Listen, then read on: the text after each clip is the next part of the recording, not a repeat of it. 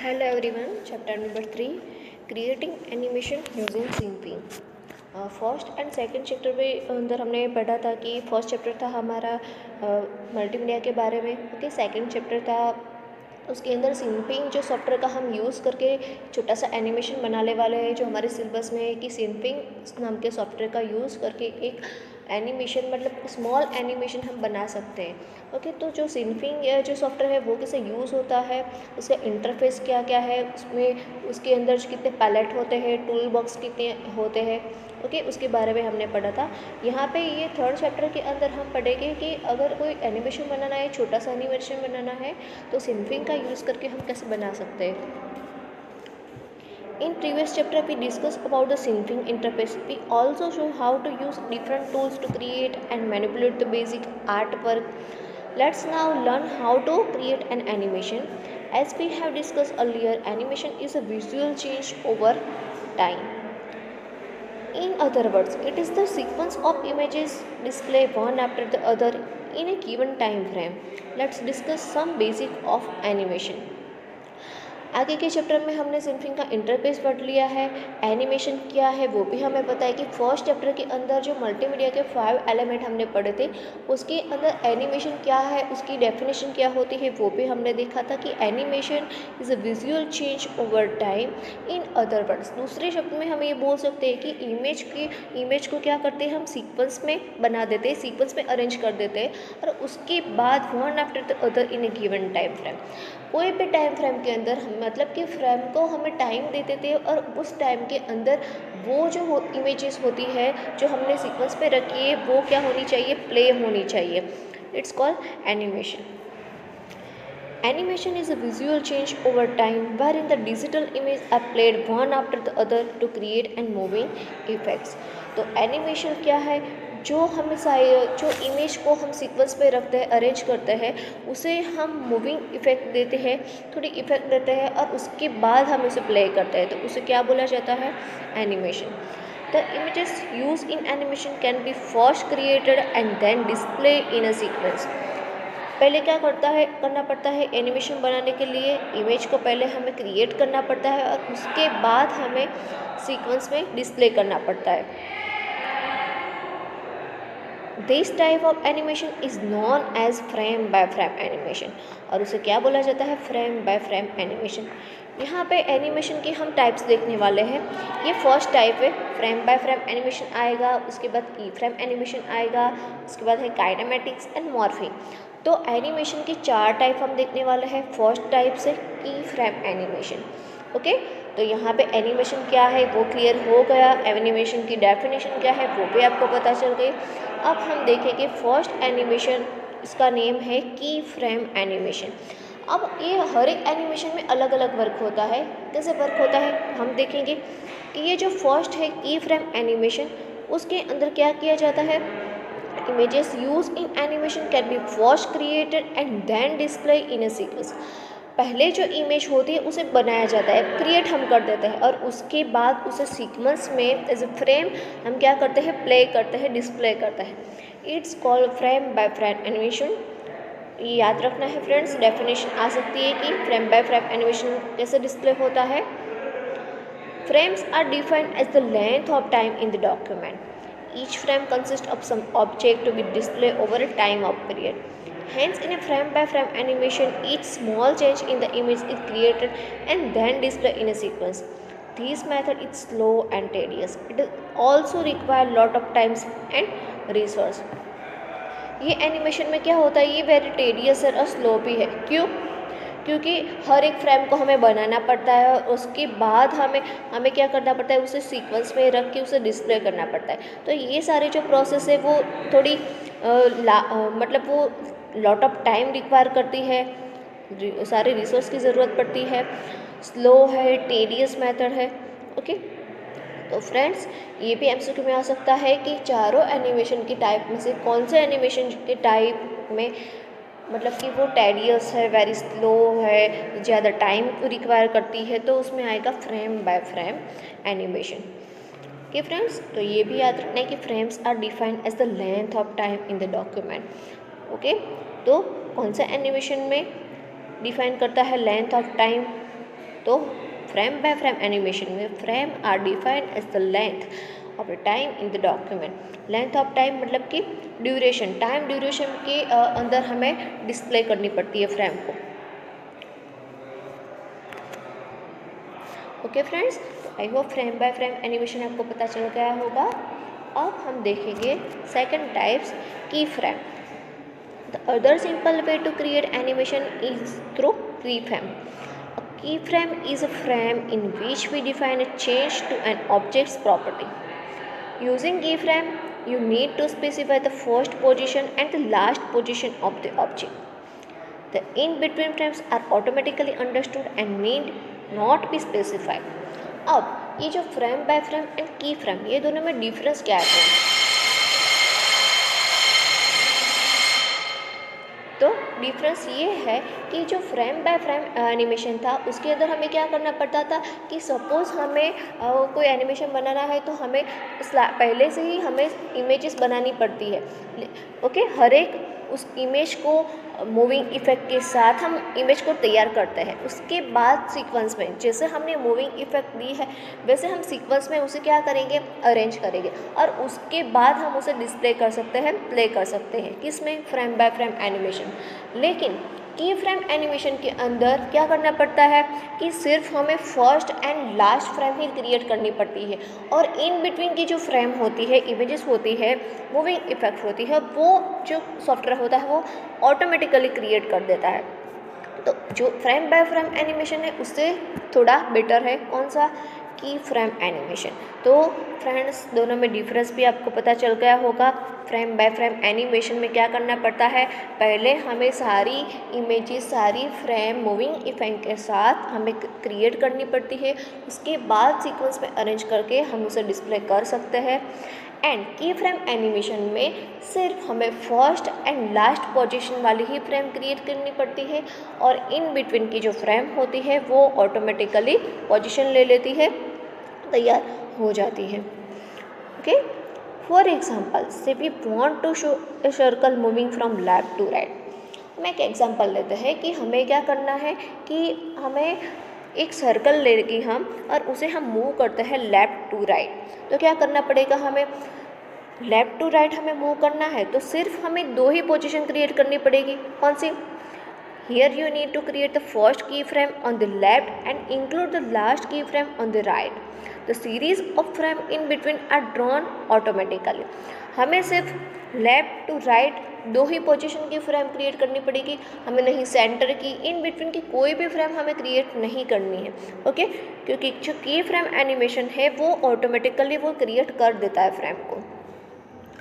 This effect is known as tweening और ये effect को क्या बोला जाता है? ट्विनिंग। फ्रेंड्स, मोस्ट IMP है, याद रखना है कि ट्विनिंग क्या है। तो ट्विनिंग ये प्रोसेस है कि हमें इन बिटवीन की कोई फ्रेम को तैयार करने की ज़रूरत नहीं पड़ती है, सिर्फ हमें फर्स्ट पोजीशन और लास्ट पोजीशन की फ्रेम रेडी करते हैं और इन बिटवीन की जो फ्रेम होती है वो सिंपिंग ऑटोमेटिकली क्रिएट कर देता है और ये प्रोसेस को ट्विनिंग बोला जाता है। Tweening is an action which calculate the number of frame between key frame and path of the action. Tweening क्या है? तो ट्विनिंग एक ऐसी प्रोसेस है जो number of frame in between key frame की जो नंबर ऑफ फ्रेम्स होती है वो कैलकुलेट करता है। तो फ्रेंड्स, ट्विनिंग क्या है वो समझ में आ गया होगा। ओके, तो tweening is an action which calculate the number of frames between key frame and path of the action. जो ट्विनिंग इस एक ऐसी प्रोसेस है कि लेफ़्ट टू राइट के बीच में कितनी फ्रेम क्रिएट होती है वो फ्रेम को वो क्या करता है? कैलकुलेट करता है। तो फ्रेंड्स, यहाँ पे हमें क्या याद रखना है?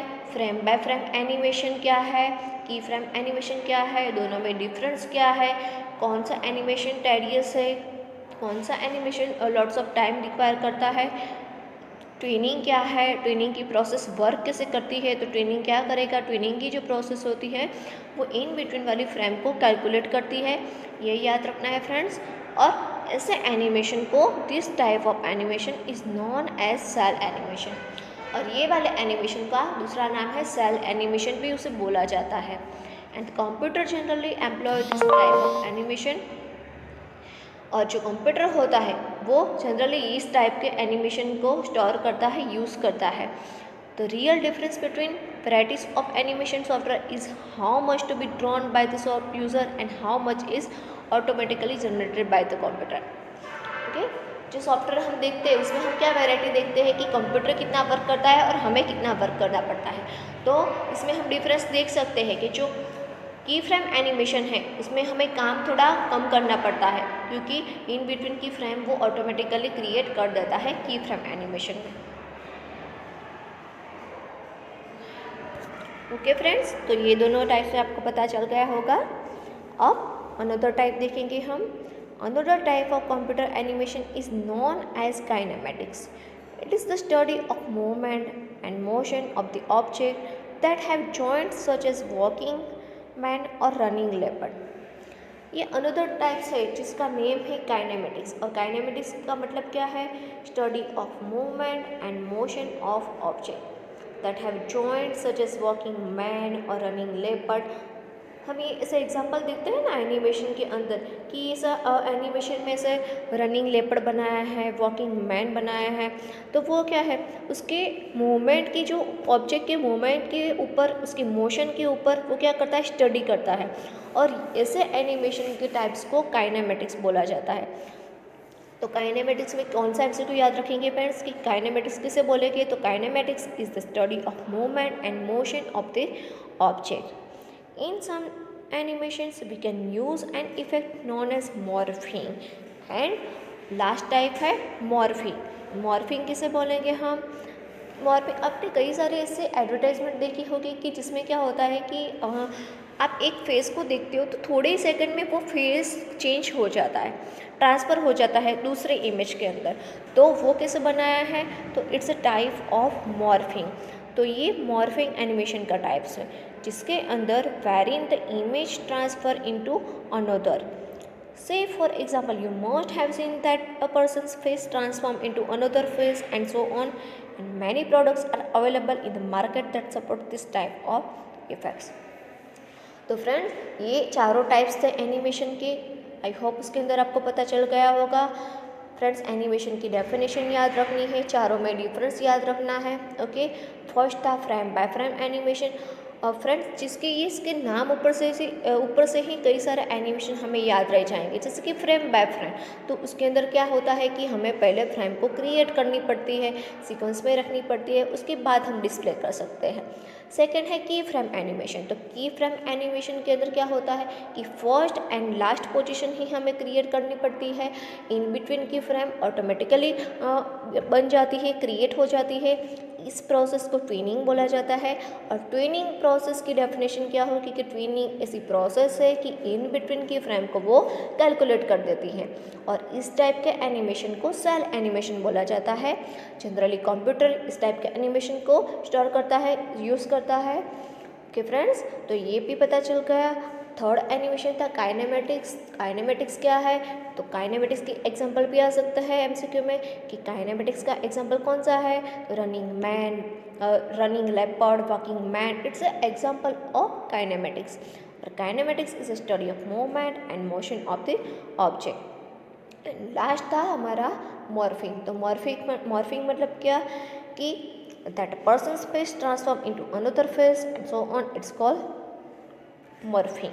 एंड मॉर्फिंग में एक फेस आप देख रहे हो तो दूसरे एक ही सेकंड के अंदर वो दूसरे में चेंज हो जाता है।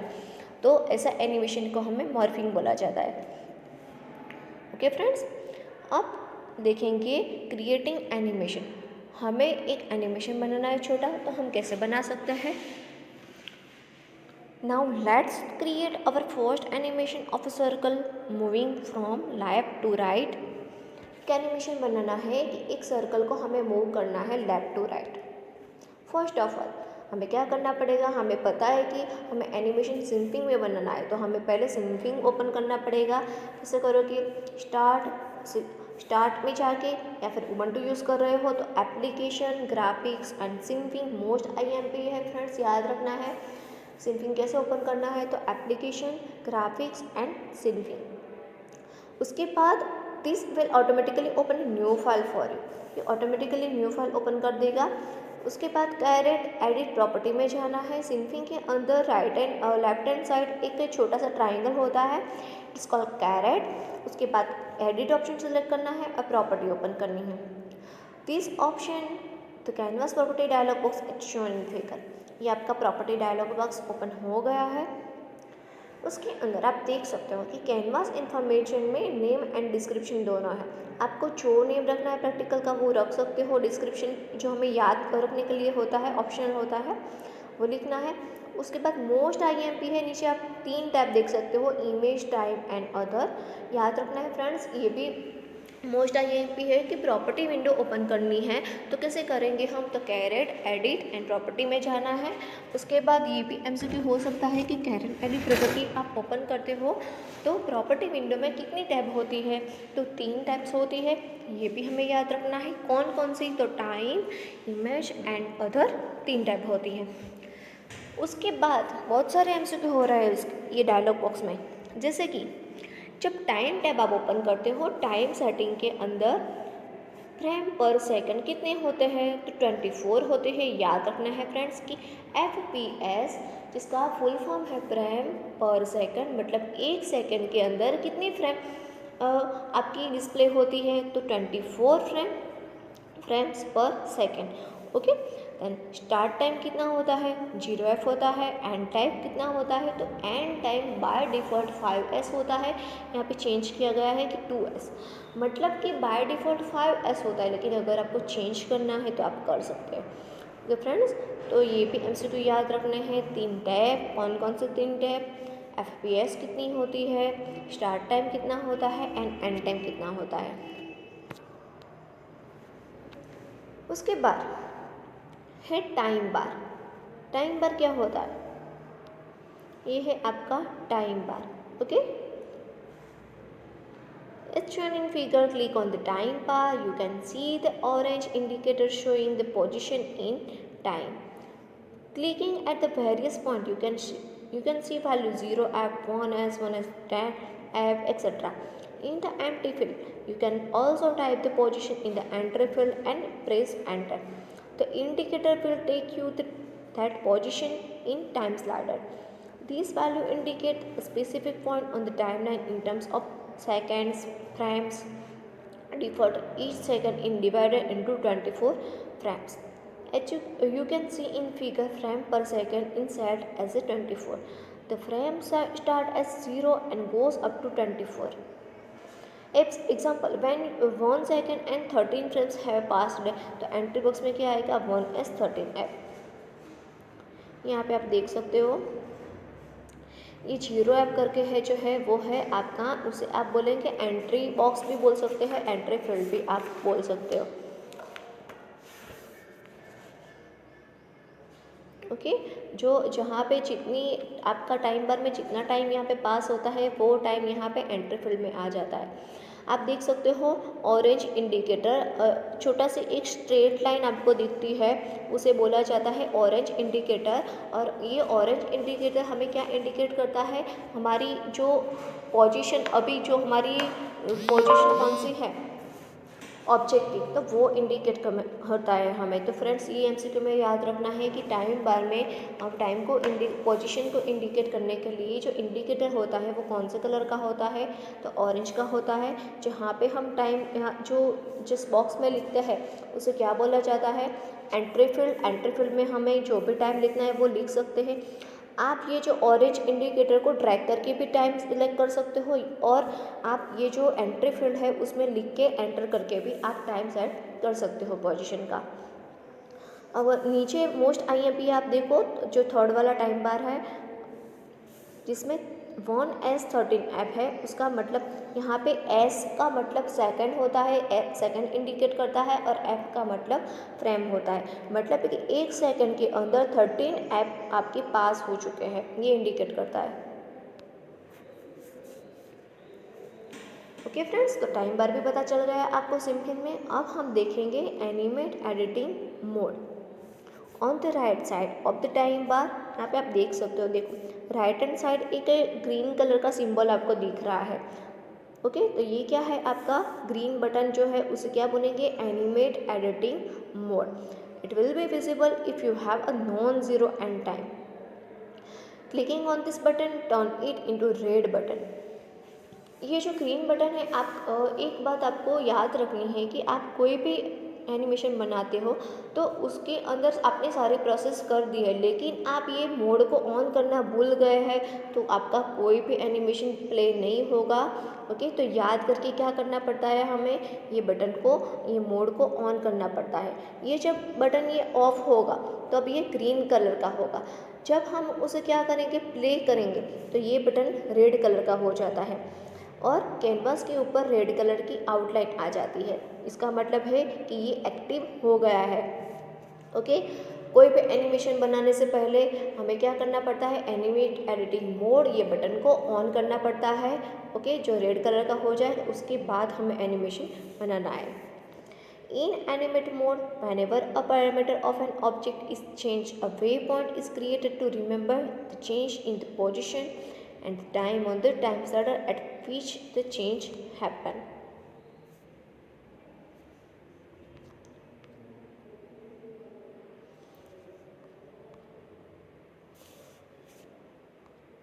वे पॉइंट एक डायमंड जैसा सिंबल आता है जो हमारे नेक्स्ट प्रैक्टिकल में आएगा।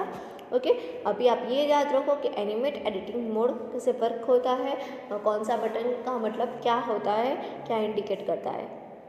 यहाँ पे आप देख सकते हो नीचे टाइम बार के अंदर, देखो हमने एनिमेटेड एडिटिंग मोड एंड ये बटन को हमने ऑन कर दिया है, तो आप देख सकते हो कि ये रेड कलर का हो गया है और रेड कलर की आउटलाइन भी कैनवास में आ चुकी है।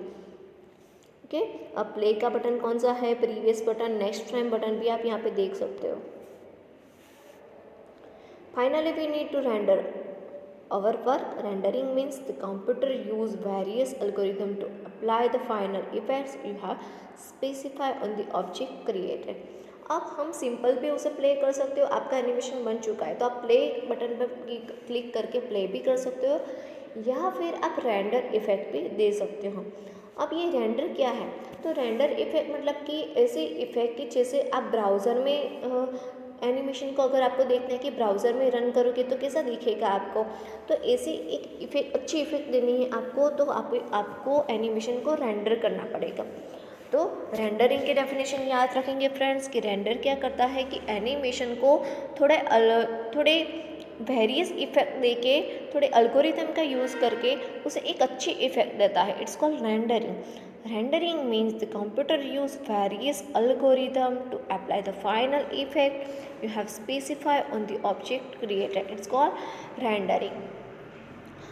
Before rendering, click on the button to leave the animate editing mode. ये मोड हमें लीव करना पड़ेगा। ओके, उसके बाद हम जाएंगे caret, file and save the file. आपने फाइल सेव कर दिया, उसके बाद click on caret in a file render. Change the file name, आपने फाइल नेम का चेंज कर दिया and same location value save moving circle, यहाँ पे हम देखेंगे प्रैक्टिकली। ओके, आपने रेंडर को ओपन कर दिया है। कैसे करना है आपको रेंडर को ओपन, तो यहाँ पे जब आप कैरेट फाइल सेव करेंगे तो जब यहाँ पे आप नेम देंगे, उसके बाद हमें जाना है कैरेट के अंदर, कैरेट फाइल एंड रेंडर। जैसे आपने सेव किया था कैरेट में जाके कैरेट फाइल सेव, वैसे ही एक ऑप्शन होगा कैरेट में, कैरेट फाइल एंड रेंडर। तो आप रेंडर की ये प्रॉपर्टी डायलॉग बॉक्स ओपन हो जाएगा। उसके बाद फाइल का नेम आपने आगे जो दिया था वो देना है एंड हमें यहाँ पे टारगेट में हमें कौन से सिलेक्ट करना है, एक्सटेंशन GIF, याद रखना है फ्रेंड्स। ओके, यहाँ पे ऊपर .gif लिखना है नाम के साथ, टारगेट में GIF को सिलेक्ट करना है आपको। ओके, उसके बाद आपको कुछ नहीं करना है, GIF सिलेक्ट करके आपको सिर्फ रेंडर बटन पर क्लिक करना है। देन आपकी एक डेस्कटॉप के ऊपर एक वेब ब्राउज़र की एक फ़ाइल ऑटोमेटिकली क्रिएट हो जाएगी, तो वहाँ पे ये फ़ाइल आप ओपन कर सकते हो और ये फाइल आप जब प्ले करोगे तो आपको ब्राउज़र में ऐसा आपको इफ़ेक्ट दिखेगा कि जैसे ब्राउज़र में अगर हमें देखना है तो आपको रेंडरिंग इफ़ेक्ट देनी पड़ती है, तो उसे आप प्ले कर सकते हो। ओके फ्रेंड्स, तो रेंडर क्या है ये समझ में आ गया होगा। हमें यहाँ पे रेंडर की डेफिनेशन याद रखनी है और रेंडर को कैसे ओपन कर सकते हैं हम ये याद रखना है। तो कैरेट फाइल रेंडर सिलेक्ट करना है। उसके बाद रेंडर के अंदर हमें कौन सा एक्सटेंशन सिलेक्ट करना पड़ता है, तो GIF, ये भी हमें याद रखना है।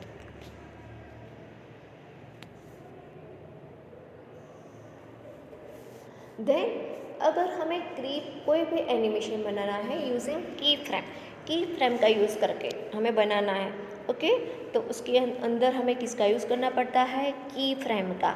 ये आप देख सकते हो कि हमें पैरामीटर पैनल पे जाना पड़ता है। पैरामीटर पैनल कौन सी होती है, तो सिंपिंग के नीचे एक हॉरिजॉन्टल पैनल होती है, हॉरिजॉन्टल पैनल होती है, इट्स कॉल्ड आपकी वो है पैरामीटर पैनल, ओके।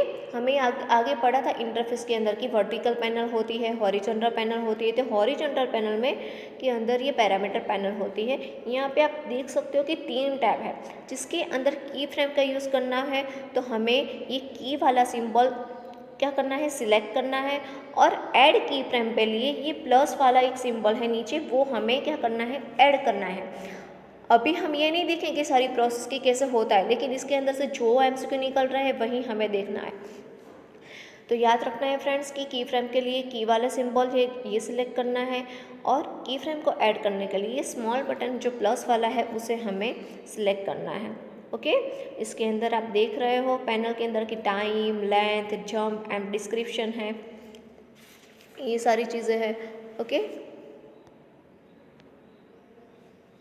यहाँ पे जो टाइम है वो क्या इंडिकेट करता है, which indicate the start time, length which indicate the duration and jump which are link use to jump, correct time and description.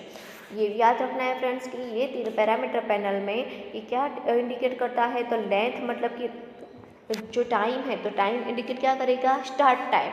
आपने एनिमेशन में जो टाइम से स्टार्ट किया है वो स्टार्ट टाइम आपका। लेंथ आपने एनिमेशन की लेंथ कितनी दी है, मतलब कि ड्यूरेशन आपका, कि आपका ड्यूरेशन कितना है एनिमेशन का, वो इंडिकेट करेगा। उसके बाद जंप मतलब which are link use to jump to correct time and description. आपको इन बिटवीन जंप किसके ऊपर करना है, आपका जो टाइम कितना है जंप का वो आपको इंडिकेट करता है। एंड लास्ट है डिस्क्रिप्शन, ओके फ्रेंड्स।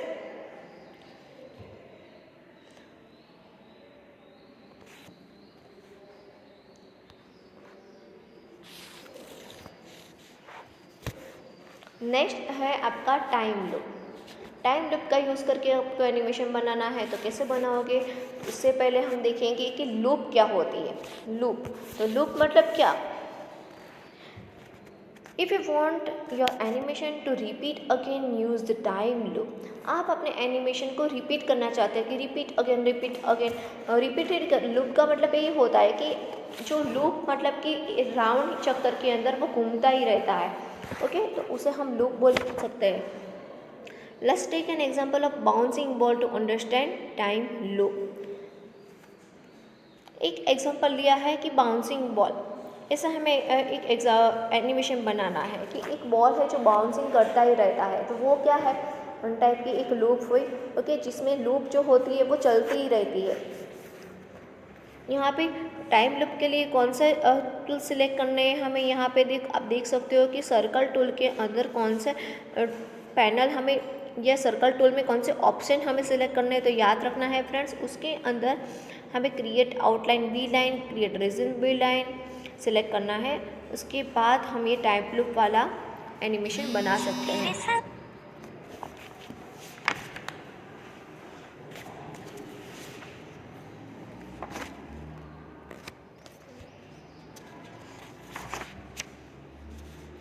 देन हम देखेंगे उसके MCQ, ओके।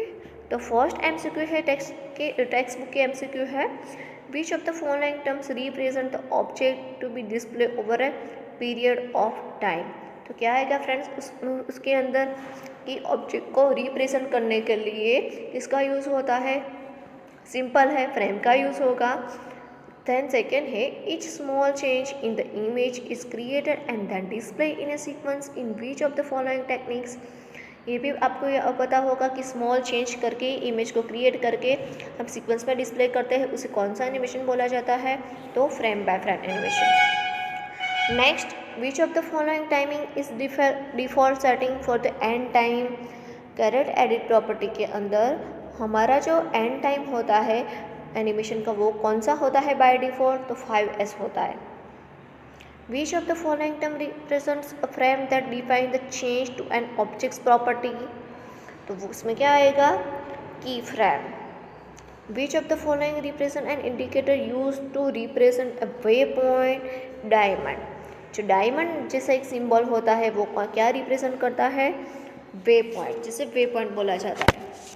ये वे पॉइंट कहाँ पे आएगा, जब आप की फ्रेम वाला एनिमेशन बनाते हैं तो नीचे टाइम पैनल के अंदर ये डायमंड जैसा एक सिंबल बनता है जिसे वे पॉइंट बोला जाता है। In animate editing mode the canvas outline colour change to which of the following colours, इसमें बन जाएगी रेड कलर के अंदर।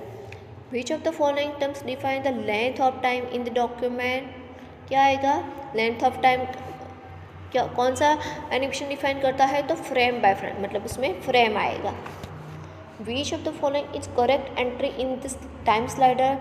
फ्रेंड्स ये भी आपको आना चाहिए कि पहले क्या आता है, सेकंड आती है, उसके बाद फ्रेम आता है, तो यहाँ पे कौन सा आएगा, 3s9f। Which of the following terms represent an effect where in the image transform into another, उसके अंदर है morphing. Which of the following is default setting for frame per second, by default setting कितनी होती है, 24 frame. Which of the following terms represent the study of movement and motion of the object that have joint such in walking man और running leopard, is it kinematics. Okay friends, I hope आपको ये chapter में समझ में आ गया होगा। यहाँ पे हमारा चैप्टर फिनिश हो रहा है, third chapter. Okay, thank you.